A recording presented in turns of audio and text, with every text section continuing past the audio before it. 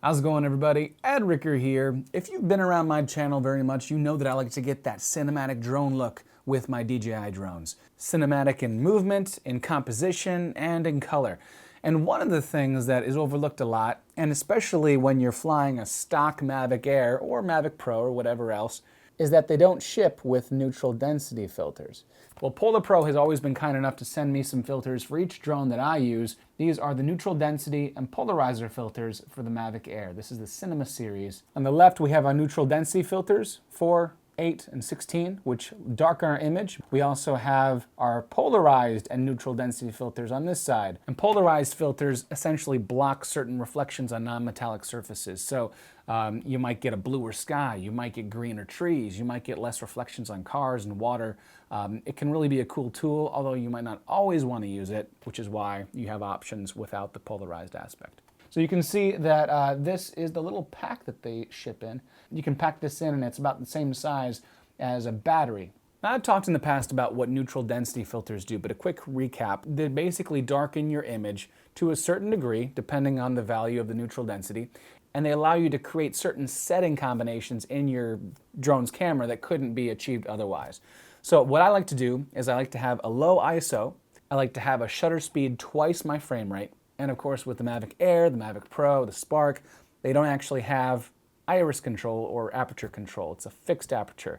So if you want to get a darker image while still maintaining a low shutter speed to get some of that motion blur incorporated into your image that low shutter speeds offer, then you gotta have a neutral density filter. You can see that this is the best exposed image I could get with no neutral density filter with the Mavic Air. And as I move the camera left and right, every single frame is sharp. As you raise shutter speed, your image darkens. And so anyway, if you want to have a low shutter speed with the Mavic Air on a sunny day, you got to have something like this. At first, I didn't understand how they really connected. I knew with the Spark, they kind of had this little clip that went around the back of the gimbal. But I didn't even realize until now that this actually has a UV filter already screwed on. Right there. That is the built-in UV filter for the Mavic Air. Now we get whatever we think we need. I mean, if it's a really sunny day, we might use like an ND16. If it's more of a cloudy day like today, maybe an ND4. And so it screws right into the thread of the exposed camera right here. There we go. There's our ND4 on the Mavic Air camera. Powering on the drone, you can see that with the little antenna / landing gear already folded out, it's going to go through its little camera calibration stages and it calibrates just fine. And there it is. Now you see with the polarized options here, there's a little ring that's separate from the ring that screws into the thread of the camera. So if the sun's over there, if I point this way and then turn the ND filter, I can actually get an increased or a decreased polarized effect. What I like to do with the polarized option to turn to get the best effect is I'll put the filter on while the drone is off, makes it a little easier. Then power on the drone, and then once it's completely on, I can lightly twist the polarized filter and see in my display on my phone where the best fit or where the best effect is lying at in terms of turning it. The back of the box will tell you, when it would be appropriate to use an ND4 as opposed to an ND16, but general rule of thumb is the higher the number, the brighter the day. So if it's a really, really bright day, ND16 automatically, but if it's a cloudy day and you still want to get some polarized aspect, you might want to go with an ND4. When handling these, you probably will put a big old fingerprint on it like I just did there.